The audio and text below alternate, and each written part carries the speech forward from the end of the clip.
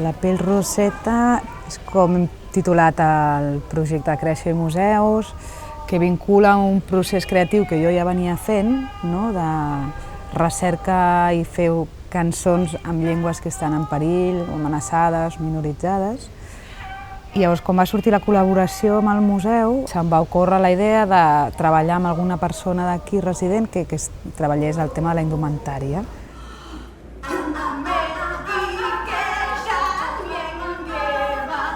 Inspirada amb la pedra roseta, no? Que va ser una pedra que va ajudar a desxifrar tota una cultura i una llengua, doncs era com fer una pell, no? De les llengües, de les cultures, i generar un vestuari que embolcalla els cossos, no?